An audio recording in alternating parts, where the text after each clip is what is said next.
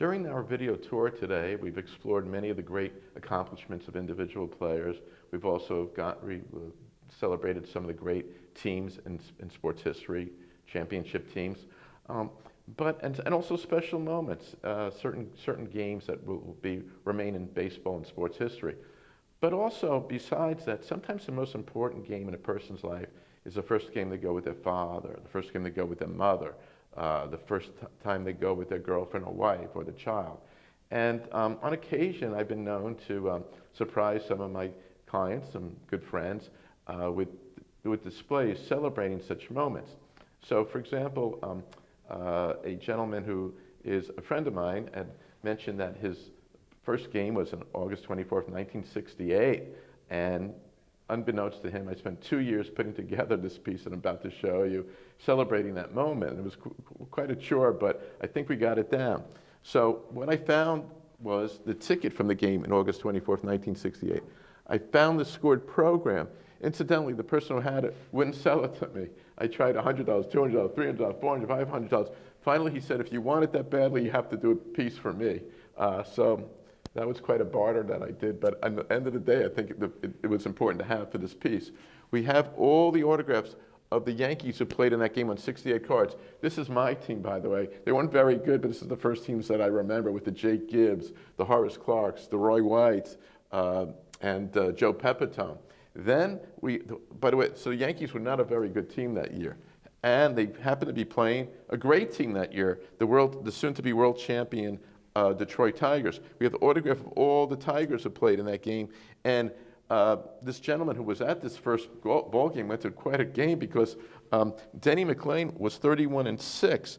And this is one of his 6 losses, was this game to Mel Stottlemyre, one of the great Yankee pitchers. And in fact, we have in addition to the ticket and the program, we also have vintage newspaper articles. And this one I found fascinating. The great Mickey Mantle, in his last season, he actually had a bunt single. I would have thought by that time it's either home run or bust, but it showed you he was a team player right to the end. Even the image here is showing him about to do that bunt single. Apparently the second baseman was playing well into right field. Mantle said, he's giving it to me, let me take advantage of it. And again,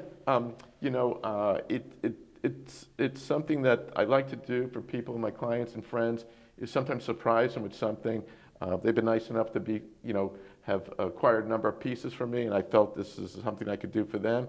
And this is a gift I think really registered with the gentleman, and it even has registered with people here who love that idea and concept. In fact, this is one of the most enjoyed pieces I have here, because it tells you about a game that's not super significant in its importance, other than it was a game that somebody spent his first time at the ballpark and his first time with his dad. Now here's another display I did for another one of my favorite clients and friends who happens to live in El Paso, Texas. This gentleman one time came into one of my shows, which was at Thomas Moser, and he not only acquired a number of pieces from me, but he also told me that he's from El Paso, Texas. And I love my sports, but I not realize how important Texas Western had been in sports history at that time. And he reminded me that in 1966, Texas Western defeated Kentucky in the NCAA championship at the Cole Fieldhouse. And it was very important because Texas Western was an all-black basketball team. Kentucky was an all-white team led by Adolph Rupp. Pat Riley was on that team, by the way.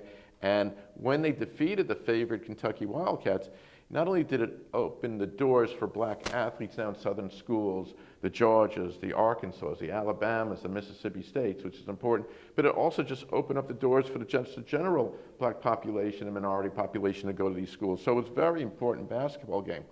And he flew me all down to El Paso. By the way, it's a long trip. And I got to meet these players, Worsley and Neville Shedd and artists and these guys, and I got to talk to them about this incredible feat. And it's just amazing when you speak to people who live through history. As I was leaving, gentlemen in El Paso reminded me that the 2 heroes of El Paso sports in the 1920s were, believe it or not, Andy and Sid Cohen. There was even a baseball stadium in El Paso named after them. So I worked on this piece. I think it took too long for my client, but I hope he enjoys it. It could be sent to him right after the show. But what you see here are a display that I put together. Andy and Sid Cohen led El Paso High School in basketball, football, and baseball to state championships. They also then got scholarships to the University of Alabama, where they led Alabama in basketball, football, and baseball. Then they get to the major leagues. Andy becomes a starting second baseman for the New York Baseball Giants, and actually has an incredible opening game in 1928 when he wins the game for the Giants, and the fans put him over their shoulders, and Mayor Jimmy Walker was at the game. Then Sid Cohen becomes a pitcher in Washington Senators. Well, it's true he gave up Ruth's last home run as a Yankee, but he also was the last one to strike out Babe Ruth as a Yankee. And after their careers were over, they come back to El Paso, and they become involved in the baseball teams. I think they were both at, by the way, Texas Western now becomes University of Texas El Paso, UTEP. So they become the baseball coach there, plus the local team, the Diablos, for a period of time. And that's why the matting in this case is orange. Those are the colors of UTEP. And again, we have scorecards from games. We have autographs. We have the pennant from Alabama. So we put in a lot of things to just show what their life was about and the importance and relevance to El Paso, Texas.